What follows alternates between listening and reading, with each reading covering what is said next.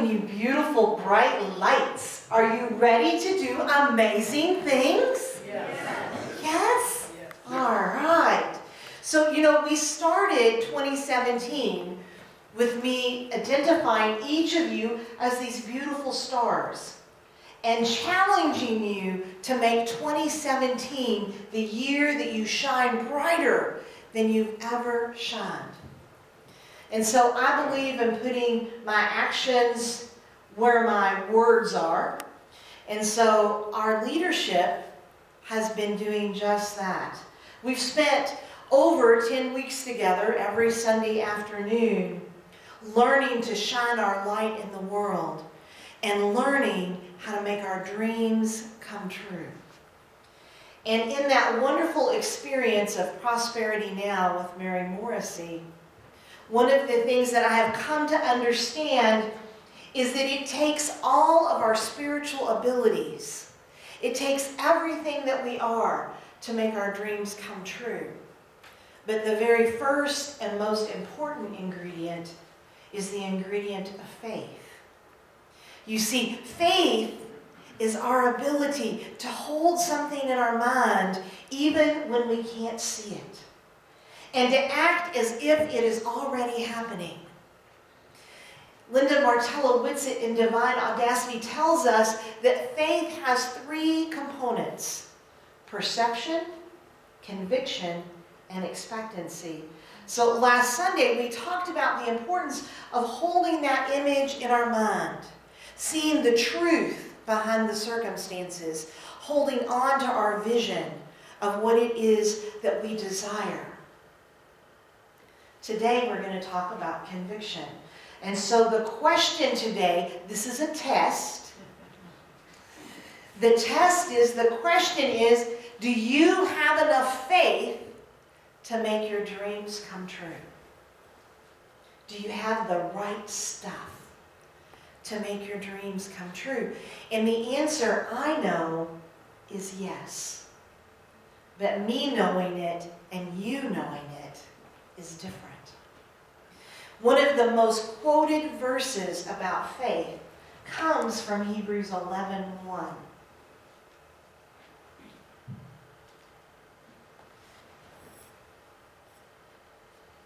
Now faith is the assurance of things hoped for and the conviction of things not yet seen. The conviction of things not yet seen. What does that mean? Conviction. Charles Fillmore, our Unity founder, describes faith in the 12 powers of man. And this is what he says.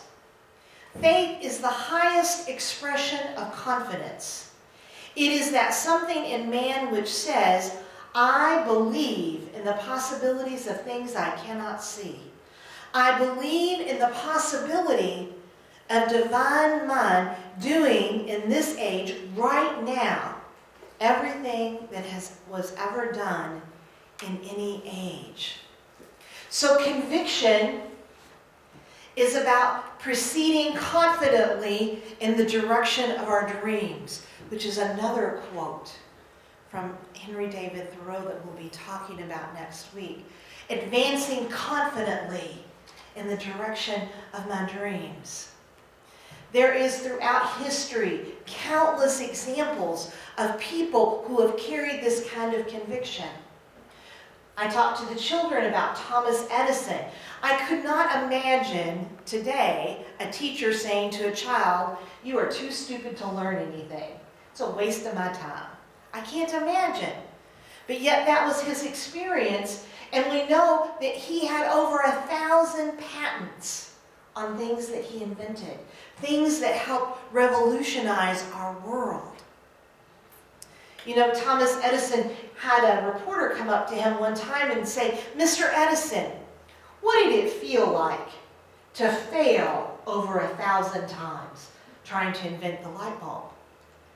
And Mr. Edison, with conviction and faith, said, I didn't fail 1,000 times. The light bulb was an invention that had 1,000 steps to it.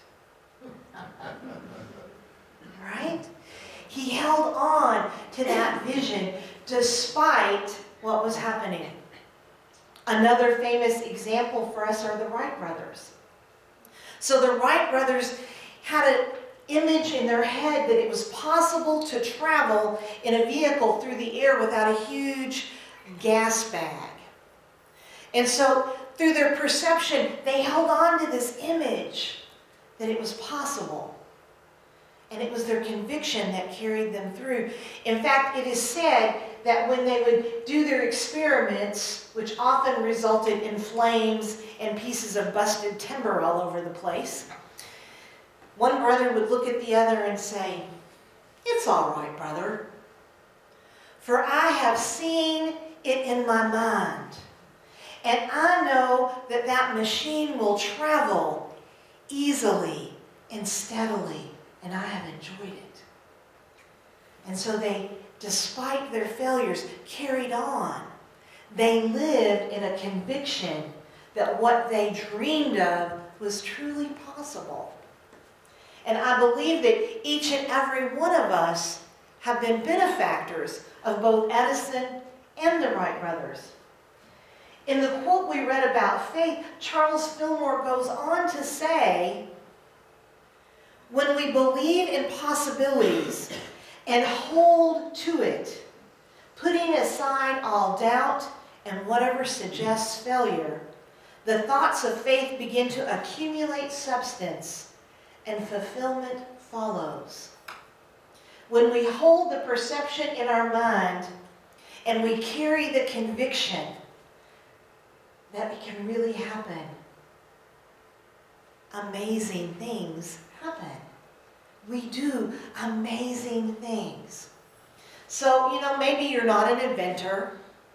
Maybe you're sitting there right now thinking, "I'm not innovative enough. I'm not creative enough. I'm not strong enough. I'm not some kind of enough." And I want to tell you that you're absolutely right. Because if that is the perception and the conviction that you hold, that is exactly what will come true. But there are also thousands of stories of people just like me and just like you that held a different conviction. Leadership, as part of our training, read a book called Your Invisible Power by Genevieve Barrand. Now, Genevieve was just an ordinary woman in the 1800s, living an ordinary kind of life, and then her husband died, and she found herself a widow. And she writes in Your Invisible Power that there was a time in her life where her innermost feelings were of isolation, emptiness, with a spirit of unrest. Anyone here ever experienced that spirit of unrest? Yeah, that restless spirit, not knowing what you're going to do next. And so she began to seek. And the way that she sought answers was she began to read what other people were writing about their lives and about spiritual experiences.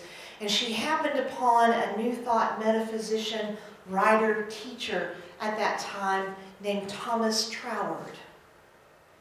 And when she read his lecture, she reported that it changed her life. This is what she read. "My mind is a center of divine operation. The divine operation is always for expansion and fuller expression. And this means the production of something beyond what has gone before. Something entirely new, not included in the past experience, though proceeding out of it by an orderly sequence of growth." When she heard those words, "My mind is a center of divine operation," she said for the first time it occurred to her that she had everything she needed within her to produce a different result in her life. That she had within her the power to take her past experiences and not live there, but to move from there into something new, into something different.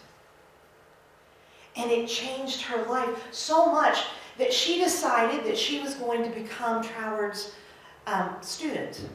Now, Thomas Troward lived in Paris. She lived in England. She was a widow. She had no idea how she was going to get there or if he would even accept her. So she solicited the help of a friend, and they began to write letters to Troward, asking him, please let me come to Paris. Please let me study under you. Again and again and again, those letters were not answered. She persisted, and she started to dream about what living in Paris was like. She began to talk to people about what the housing was like. She began to think about the apartment she might live in, what kind of work she might do to help support herself while she was a student. And one day the letter came. She was so excited. He finally answered, and she rips it open, and he was very kind, and he was very polite. And he said, no, a very strong no. I don't accept students. Genevieve writes in Your Invisible Power, notwithstanding this definite decision, I declined to be discouraged. I declined to be discouraged. I love that. To me, that is the summary of what conviction is. I declined to be discouraged. How many of you, like me, have your life littered with lost dreams because you became discouraged? You didn't know how to decline to be discouraged. As I was writing this lesson, I kind of reflected back on what the difference was in 1999 when I first received the call to ministry, and what happened in 2010 when I received the call. And you know what I realized was it was a matter of faith. And it was a matter of my level of conviction. In 1999, I was just making amends with God. I was just trying to figure the God stuff out and what my faith really was and who I really was. And so when I got the call to ministry and people started giving me 100 reasons why I couldn't be a minister, why that was not my call, I should probably just teach Sunday school, then I became discouraged. And in my discouragement, I chose a different path, and I left behind that dream. But between 1999 and 2010, a lot of life experience, like Bill talked about, happened. And I began to understand that I had within me the center of divine operation. I began to learn that I had a power within me that was a constant God positioning system. And that when I tuned in to that GPS and I followed its directions, things generally turned out pretty well. And in fact, I learned that I was a great manifester. That anything that I set my mind to came about, much to the amazement of many people in my life. And so when the call came in 2010, I didn't go, what do you think about that, Andre? Should I do it? Like, what do you think? Instead, decline to be discouraged. That's right. Instead, I said, yes, yes, woohoo, I'm going to do this. I don't even know what unity is, but I'm going to do this, right? And all along that journey, which took many twists and turns, I declined to be discouraged. And the result of declining to be discouraged is right here, right now before you. Having fun, doing what I love to do. Genevieve Barron was also not discouraged. She continued to write Troward. She moved to Paris without him ever saying yes, knowing that he was going to. And in fact, she became the one and only student of Thomas Troward. And the results of her living in conviction are evidenced in her book, Your Invisible Power, and in her life, and in the many lives she changed as she helped people realize the center of divine operation within them. The Wright brothers, Edison, Genevieve, and even I have learned to live in conviction. And the results of her living in conviction are evidenced in her book, Your Invisible Power, and in her life, and in the many lives she changed as she helped people realize the center of divine operation within them. The Wright brothers, Edison, Genevieve, and even I have learned to live in conviction. I love what Linda Martella describes as this living in conviction.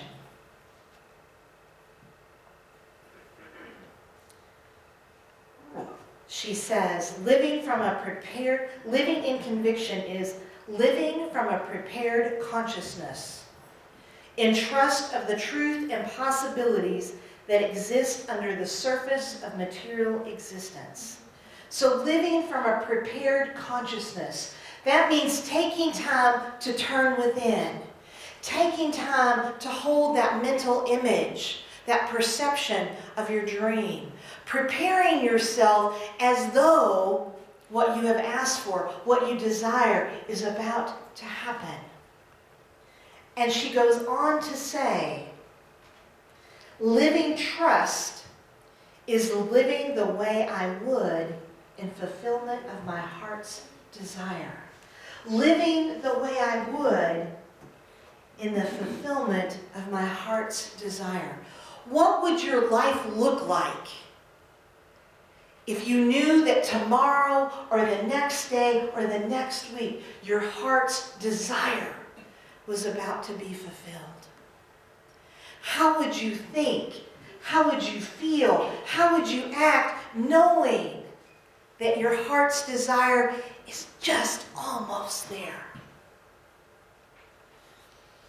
What we know in truth, what the power of faith tells us, is that when we live with that kind of conviction, when we live in the knowingness that the creative spirit of life flows through us and as us, when we live with the confidence that our dreams are about to come true, that the universe has no choice but to say, yes, yes. Genevieve writes, you light up your desire with absolute faith that the creative spirit of life in you is doing the work. By the steady flow of the light of the will on the spirit, your desired picture is projected upon the screen of the physical world, an exact reproduction of the picture in your mind. So, the question is not if you have faith, because you do. You're born with it. It's part of who you are. If you turned a light switch on this morning, you had faith, because you believed that electricity was going to flow through there. If you got in your car and you turned the key and the engine revved, you had faith, because you believed if you put the key in there, it would start. So the question is not if you have faith. The question is, are you willing to live in conviction? Are you willing to step out knowing that the creative spirit of life is waiting to say yes? Are you willing to decline to be discouraged and hold fast to your dream? Are you willing to be the faith that you were meant to be? Namaste.